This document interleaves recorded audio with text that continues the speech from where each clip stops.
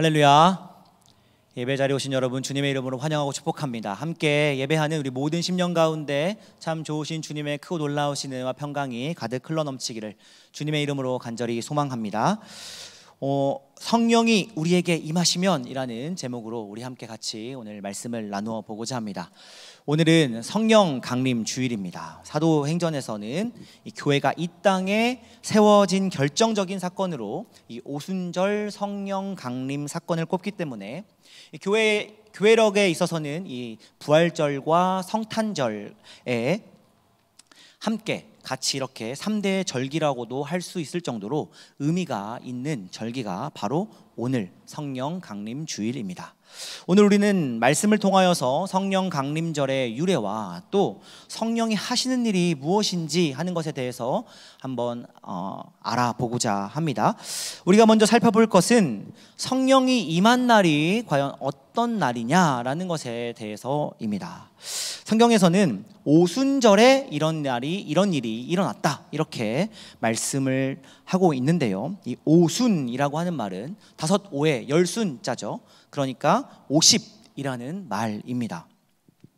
우리 주님께서는 부활하셔서 40일 동안 이 땅에서 제자들과 또 우리 백성들과 함께 거하시다가 승천하셨습니다. 그리고 예수님께서 승천하신 뒤로 딱 열흘 후에 성령을 약속하신 대로 우리에게 보내어 주셨습니다. 그래서 예수님이 부활하신 후에 40일, 승천하신 후에 10일, 합치면 50일이 되죠. 그렇게 오순절에 예수님께서는 성령을 약속으로 우리에게 보내주신 것입니다.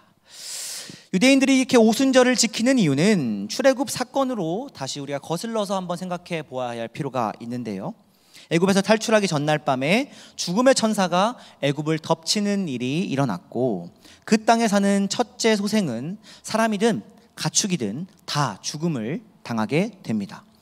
그런데 그때에 양의 피를 문에 바른 집들은 모두 살아남게 되는데 급히 누룩 없는 떡과 나물 그리고 양고기를 먹고 종살이 하던 백성들이 탈출하게 됩니다. 출애굽하게 되는 것이죠. 이후에 유대인들은 애굽을 나오면서 이날이 종살이에서 해방되고 또 재앙을 넘겨주신 하나님의 은혜를 경험하기 위해서 매해 유월절을 지키게 됩니다. 그렇게 애굽을 탈출한 백성들이 가나안 땅에 이르기까지 긴 여정이 이제 시작하게 되었는데 애굽을 빠져나온 지 정확하게 50일 되던 날에 애굽을 탈출해서 정확하게 50일 되던 날에 여호와의 산에 오르게 됩니다. 그날 하나님은 모세에게 2개의 돌판을 주십니다. 우리가 십계명이라고 부르는 율법인데요. 하나님이 광야에서 율법을 주신 날, 그날이 바로 오순절입니다. 유대인이 하나님의 율법을 받은 날이 오순절인데 오늘 우리가 함께 읽은 말씀 사도행전 2장 1절에선 제자들이 성령 받은 날도 바로 이 오순절이다 이렇게 말씀하고 있습니다. 우리 같이 한번 2장 1절 말씀을 읽어보겠습니다. 시작. 오순절 날이 이미 이름에 그들이 다 같이 한 곳에 모였더니 아멘. 오순절 날이 이르렀다. 여러분 왜 오순절일까요? 왜 그랬을까요? 우연일까요? 저는 아마 오순절에 성령을 우리 하나님께서 보내주신 것이 아마 하나님의 크신 뜻이 있는 것이 아닐까 생각해 보게 됩니다. 유대인들이 오순절을 지키는 이유가 이 모세의 율법을 받은 날을 기념하기 위해 지키는 것인데 그렇다면 이 그리스도인들은 이 오순절을 지키는 이유가 모세보다 더 크시니 모세보다 더 큰 이 바로 그리스도 예수님께서 약속하신 이 성령의 새 언약을 받은 날이 바로 이날이다라는 것을 우리에게 분명하게 말씀해 주기 위해서이지 않을까 생각해 보게 됩니다. 그러면서 모세의 율법보다 이 그리스도의 이 새 계명, 이 새 계약이 훨씬 더 중요하다라고 하는 것을 이 초대교회 교인들은 이런 식으로 상징했을 것으로 여겨집니다. 이 돌판에 새겨진 모세의 계명보다 영으로 우리에게 오셔서 마음에 새겨진 계명 이것이 더 중요하다. 이것을 초대교회의 성도들은 초대교회의 교인들은 이야기하고 싶었던 것이죠. 사도 바울은 이런 신앙의 양상을 하나님의 두 계명으로 나누어 설명합니다. 우리 고린도후서 3장 6절의 말씀을 같이 한번 읽어보겠습니다. 시작. 그가 또한 우리를 새 언약의 일꾼 되기에 만족하게 하셨으니 율법 조문으로 하지 아니하고 오직 영으로 함이니 율법 조문은 죽이는 것이요 영은 살리는 것이니라. 아멘. 여러분, 여기서 우리는 율법 조문이라고 표현된 이 돌 위에 새겨진 계명과 또 영으로 받은 계명을 구분해야 합니다. 우선 모세가 받은 율법은 하나님의 명령이 돌 위에 새겨진 글이고 문자입니다. 여러분, 사실 문자라고 하는 그것 자체로만 봤을 때 거기에는 생명력이 없습니다. 그것은 사실은 죽은 것이고 아무 힘이 없습니다. 어쩌면 우리가 들고 있는 이 성경책도 문자로 되어 있는 것이고 글자로 되어 있는 것입니다. 성경책 자체, 성경에 기록된 문자 자체에 힘이 있다라고 여기는 것은 어쩌면 이것 자체를 우리가 어떤 부적이나 미신으로 삼고 있는 것은 아닌가 한번 생각해 보아야 합니다. 여러분, 우리의 실제 상황을 한번 생각해 봅시다. 여러분, 우리는 성경을 우리 손에 늘 들고 다닙니다. 꼭 이렇게 성경책이 아니라 하더라도 핸드폰에 성경 어플을 하나씩 다 깔고 언제 어디에 있든지 우리도 성경 읽어서 함께 찾아봅시다 하면 대부분 성경책을 꺼내기보다 핸드폰을 꺼내서 혹은 태블릿을 꺼내서 이렇게 보시는 분들이 많이 있으신데요, 늘 우리는 이렇게 성경이라고 하는 것을, 글로 적혀져 있는 이 성경이라고 하는 것을 우리 품속에 갖고 다니고 늘 우리 생활 가운데 가까이에 두고 살아갑니다. 그런데 여러분, 우리의 삶은 어떻습니까? 이렇게 성경을 가지고 살아가는 우리의 삶을 우리가 한번 곰곰하게 살펴보면, 여러분, 우리는 성경을 손에 들고서도 본성에 따라 악한 말과 행동을 하고 이웃의 마음을 찢습니다. 이것이 바로 사도 바울이 율법 조문은 죽이는 것이다 라고 하는 것에 대한 의미입니다. 하나님의 계명이 글과 이 문자에 갇혀 있는 동안 글자는 아무도 경건하게 할 수 없고 마음을 뚫고 들어갈 수도 없습니다. 그런데 여러분, 대조적으로 그에 비해 그리스도가 약속하신 새로운 계명, 이것은 무엇입니까? 이 계명은 돌이나 책에 기록된 것이 아니라 우리의 마음에 새겨지는 계명입니다. 이것이야말로 참으로 영적인 것입니다. 이 계명이야말로 살아있고 활력이 있어서 우리의 혼과 영과 및 관절과 골수를 찔러 쪼개기까지 하고 우리의 마음의 생각과 뜻을 판단하고 감찰하는 것입니다. 사도행전에서 이것을 오순절 성령 강림이다 이렇게 이야기하면서 하늘에서 급하고 강한 바람 소리가 있었고 그 소리가 집안 가득하며 또 불의 혀가 갈라지듯 각 사람에게 하나씩 임하였다 이렇게 표현하고 있습니다. 여러분, 경이로움이 엄청나게 가득한 모습이죠. 여기서 특이한 표현 한 가지는 불의 혀처럼 갈라지는 것이 보였고 또 그 불이 각 사람에게 하나씩 임하였다 이렇게 하는 2절과 3절의 말씀입니다. 여러분, 도대체 이 표현이 어떤 뜻일까 하고 궁리해 보았습니다. 불이 갈라지는 것을 지금 표현하고 있는 것인지 아니면 혀가 갈라지고 있다는 것을 이야기하고 있는 불의 불이 갈라지는 걸까? 혀가 갈라지는 걸까? 매우 독특한 비유라 책을 뒤져보면 마땅히 설명이 있을 줄 알고 여기 이 책 저 책 이렇게 찾아본 기억이 있습니다. 그런데 만족할 만한 답변이 없었습니다. 그래서 결국 다시 성경으로 돌아가서 다시 한번 성경을 찬찬히 읽어보는데 사도행전 말씀 가운데 언뜻 하나의 생각을 깨닫게 되었습니다. 이 불의 혀라고 하는 표현은 능력 있는 복음 선포의 은사의 뜻이고 불의 혀가 갈라졌다라고 하는 것은 이 제자들에게 한 사람 한 사람 하나하나씩 제자들에게 그 능력이 임했다라는 뜻으로 이 말씀이 읽혀지기 시작했습니다. 여러분, 예수님이 떠난 다음에, 예수님이 부활하셔서 승천하시고 난 다음에 두려움과 슬픔 가운데 있는 제자들에게 성령이 임하자 그들의 혀가 불같이 변하게 됩니다. 비탄에 잠겨있던 제자들이 이제 두려움 없이 그리스도를 전파하기 시작한 것이 바로 이 사도행전의 말씀입니다. 사도행전 2장 말씀을 쭉 읽어보면 성령 강림 사건 후에 바로 베드로가 설교를 시작하게 되는데요, 여기서 3,000명이 회개하고 세례받는 놀라운 사건이 일어나게 됩니다. 그런데 이런 불같은 복음 선포가 베드로 한 사람에게만 일어났던 것이 아니라 제자들을 통하여서 땅 끝까지 이르러서 계속 이어지는 것을 사도행전 전체는 분명하게 이야기하고 있습니다. 성령은 이렇게 우리를 새로운 성품으로 창조하십니다. 돌판에 새겨진 문자는 우리의 마음을 관통하지도 못하고 우리를 변화시키지도 못합니다. 하지만 영으로 오시는 하나님은 우리를 새로운 존재로 거듭나게 하십니다. 이것이 돌판에 새겨진 계명과 성령으로 마음에 새겨진 계명의 차이입니다. 또한 우리는 성령을 통하여서 새롭게 거듭나게 됩니다. 성령은 우리를 쾌활하게 만들고 또 무엇에도 얽매이지 않는 무한한 자유를 허락합니다. 성령이 충만한 순간 용기가 생기게 되고 눈빛이 달라지며 모든 것을 이길 수 있을 것 같은 느낌이 드는 것도 바로 이 때문입니다.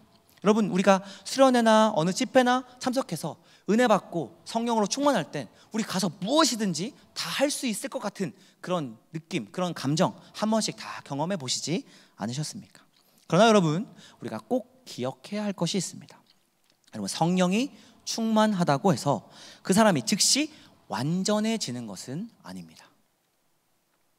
여러분, 성령 충만하면 우리 모든 문제가, 우리의 어려움과 우리의 슬픔과 우리의 낙담과 우리의 불완전한 모든 것들이 단 한순간에 완전해지고 완벽해지게 될 것이라고 생각하는 경향이 있습니다. 성령 충만하다고 해서 그 사람의 모든 면이 정결하게 변하고 또 죄와 두려움에서 완전히 해방된 것은 아니라는 것을 우리는 기억해야 합니다. 물론 성령은 우리 안에서 완전을 향하여서 끊임없이 일하시며 우리를 도우십니다. 그 때문에 우리 삶의 슬픔과 두려움, 공포는 날이 갈수록 줄어들고 작아지게 됩니다. 그러나 우리가 이 땅에서 육의 장막을 가지고 살아가는 동안 그 아픈 흔적이 없던 일처럼 사라지진 않습니다. 여러분, 몸에 흉터를 가지고 계신 분들 계시죠? 그 몸에 흉터를 보면 언제 다쳤다 라고 하는 게 계속 남아있지 않습니까? 그런 것처럼 언젠 우리가 육의 옷을 입고 있는 동안에 어쩔 수 없이 우리의 그 아픈 흔적이 없던 일이 되는 것은 아니라 하는 것이죠. 이런 이유로 땅 위에 사는 성령 충만한 그리스도인은 오히려 죄와 죽음의 세계에 대해서 민감하고 두려운 마음을 가져야 마땅합니다. 아무리 작은 부정, 그리고 아무리 작은 거짓이라고 하더라도 이것을 우리가 무감각하게 받아들일 수는 없습니다. 여러분, 이에 비해서 성령 받았다고 하는 거짓 그리스도인들은 자기들의 죄에 깊이 빠져 있어서 죄와 죽음 그리고 악에 대해 무감각하고 아무것도 아닌 양 자신의 악행을 무시해 버리는 경우들이 많이 있습니다. 이런 것쯤이야 괜찮아, 성령 받은 사람은 이런 것쯤이야 괜찮아, 복음 전하는 일에, 하나님 나라 확장해 나가는 일에 여러 하나님 기뻐하시는 일 행하는데 이런 것쯤 괜찮아, 하나님도 이해해 주실 거야 라고 생각하면서 성령 받았다라는 이유를 가지고 악행을 저지릅니다. 비상식적인 일들을 행해요. 다른 사람에게 폐를 끼칩니다. 무뎌진 양심을 자랑합니다. 하지만 참된 신자, 참으로 성령 받았다라고 하는 그리스도인들은 다릅니다. 자기의 사소한 말과 행동 속에서도 자기의 죄를 감지합니다. 행여나 내 말과 내 행동이 누군가에게 피해를 주고 누군가에게 상처를 주는 것은 아닌가 하는 것을 되돌아봅니다.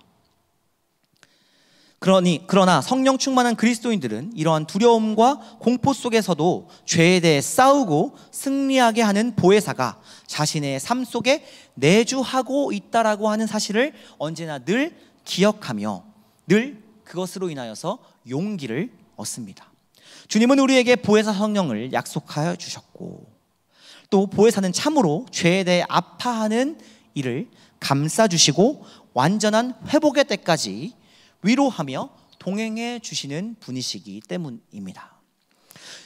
여러분, 성령 충만 받았다고 자랑하며 오만불손하게 행동하는 광신도들도 있습니다. 마치 우리의 안전이 다 보장된 것처럼 모든 면에서 완전해졌고 모든 면에서 자유한 것처럼 예의 없이 거침없이 말과 방종을 일삼는 사람들이 있습니다. 그런 사람이 정말 성령 충만 받은 것일까요? 여러분, 결단코 아닙니다. 성령이 마음 깊은 곳에서부터 가득 찬 사람이라면 갈라디아서 5장 22절과 23절에 말씀하고 있는, 기록하고 있는 그 성령의 열매, 사랑과 희랑과 화평과 오래 참음과 자비와 양선과 충성과 온유와 절제, 이 9가지의 열매가 삶에서 드러나는 것이 자연스러운 일입니다. 그런 사람에게 오만함이, 불순함이 있을까요? 더욱더 겸손하고 하나님 앞에서 자기를 되돌아보고 나의 작은 말과 행동이 다른 사람에게 해를 끼치거나 상처가 되거나 아픔을 주는 것은 아닌지 되돌아보는 사람, 그 사람이 진정으로 성령 충만한 사람 아닐까요? 또한 성령 충만한 사람은 죄에 대해 민감하게 싸우는 사람입니다. 그래서 그리스도인들은 늘 죄에서 벗어나기를 사모하면서 치열하게 싸우는 사람이기도 합니다. 그 싸움이 얼마나 치열하던지 로마서 7장 24절 말씀에 사도 바울은 이렇게 고백합니다. 오호라, 나는 곤고한 사람이로다. 얼마나 그것이 힘들고 어려웠으면 위대한 선교사였고 위대한 성경을 그렇게도 많이 기록한 바울조차도 이렇게 탄식하며 한숨을 내쉴 정도였겠습니까? 그러나 여러분, 이것이 그리스도인의 운명이라는 것을 우리는 기억해야 합니다. 그러나 동시에 또 로마서 8장 26절 말씀에서 사도 바울이 고백하듯 우리의 탄식과 한숨을 들어주시고 남몰래 흘리는 눈물의 의미를 이해해 주시는 분, 그분이 바로 성령님이십니다. 우리 함께 말씀을 읽어보겠습니다. 시작.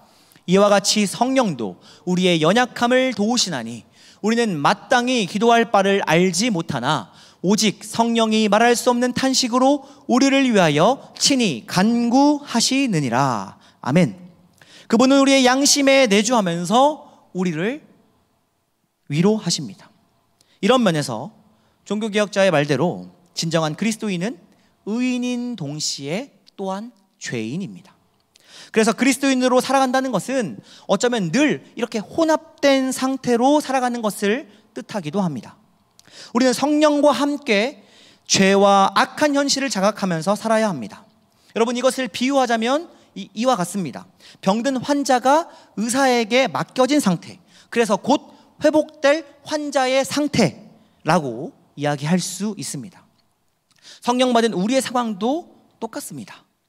우리는 여전히 힘들고 어렵습니다. 죄와 죽음의 공포를 스스로 이길 재간이 우리에게는 눈꼽만큼도 없습니다.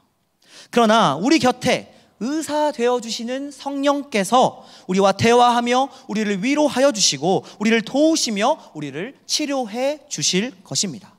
완전한 치료가 끝날 때까지 가끔은 주사바늘이 몸에 들어가는 통증이 있을 때도 있고 수술대로 실려가는 공포가 있을 때도 있습니다. 그러나 성령님은 그런 시험 한가운데서도 우리 곁에서, 우리 위에서, 우리 가운데서 우리를 위해서 우리를 위로하며 강건하게 회복시켜 주신다는 것입니다. 한 가지 더 이야기하고자 합니다. 여러분, 그림을 한번 보시겠습니다. 엘 그레코라고 하는 작가가 그린 이 성령 강림이라고 하는 그림입니다. 명화인데요, 이 성령 강림은 종교 화가들이 선호하는 주제 중에 하나입니다. 이 엘 그레코의 그림에서도 사도행전 2장의 말씀을 배경으로 하고 있습니다. 이 제자들이 함께 모인 자리에서 하늘이 열리고 성령을 상징하는 비둘기가 거기에서 빛을 지금 위에서 뿜어내고 있습니다. 그리고 거기에 모인 각 사람 머리 위에 불이 갈라져 임하여 있는 것을 우리가 그림을 통해서 볼 수 있습니다. 근데 여러분, 특이한 건 성경에는 기록되어 있지 않은 이 마리아가 가장 그림의 한 가운데에 있다는 것을 우리는 확인해 볼 수 있습니다. 가운데에 있는 한 여인이 있죠. 그 여인이 지금 마리아인데요, 이 성령 강림 사건을 그린 성화 대부분이 이렇게 마리아를 제자들과 함께 등장시키고 있는 것을 볼 수 있습니다. 왜일까요, 여러분?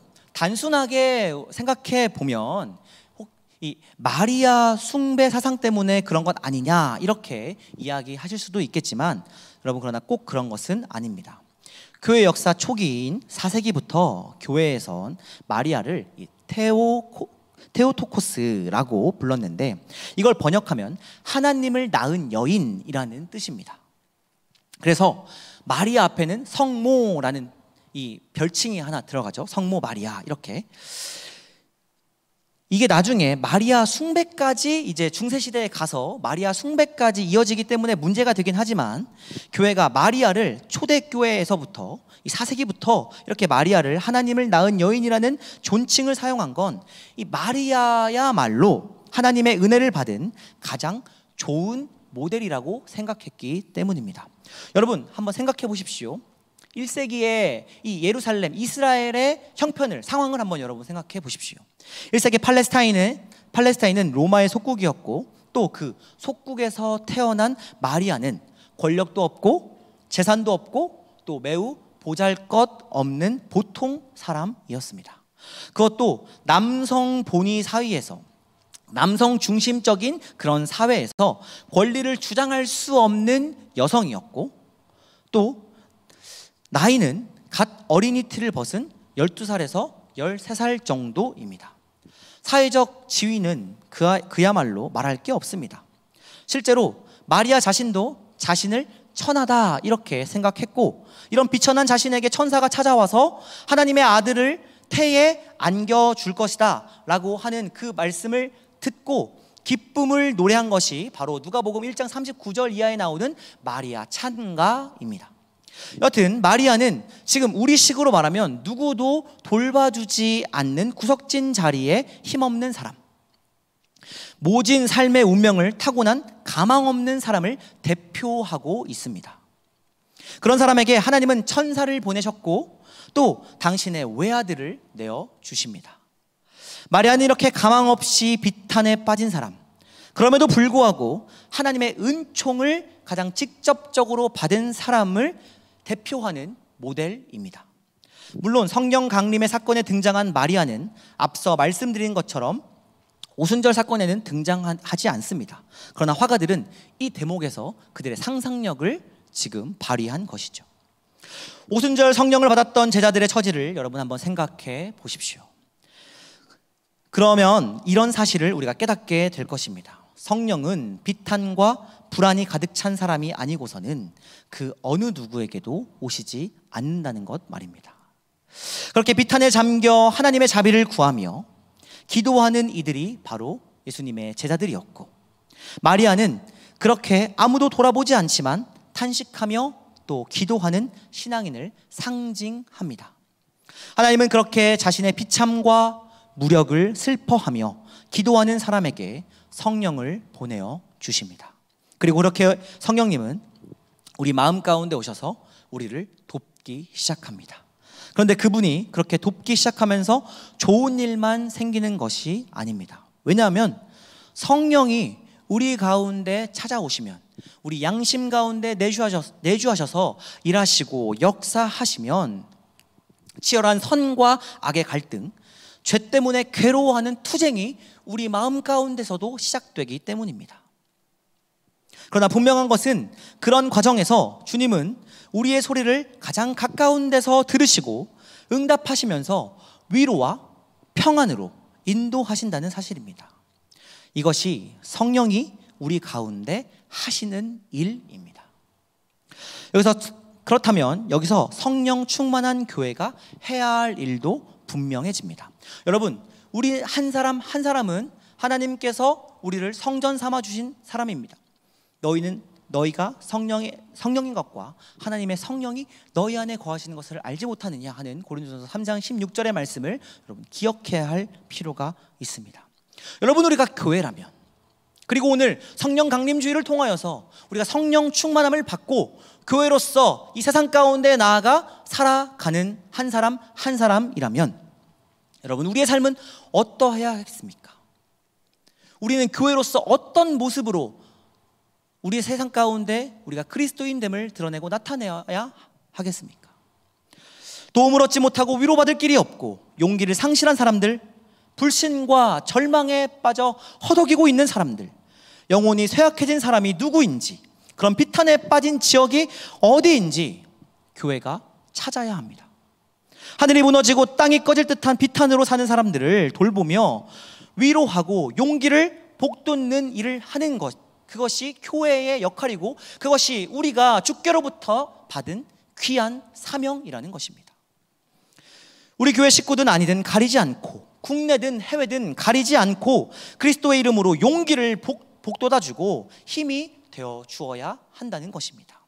그것이 성령 충만한 교회요, 교회로 부름받은 우리 한 사람 한 사람의 귀한 사명입니다.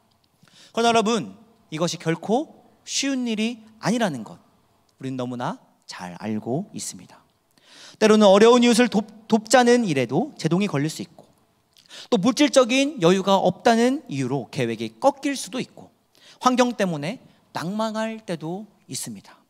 그러나 여러분, 우리가 꺾여 낭망할 때마다 주님의 약속을 기억할 수 있기를 바랍니다. 요한복음 16장 13절과 24절의 말씀을 우리 같이 함께 읽겠습니다. 우리 주님께서는 불안에 떠는 당신의 제자들에게 지금 요한복음 16장 13절과 24절의 말씀을 허락해 주십니다. 같이 함께 읽겠습니다. 시작.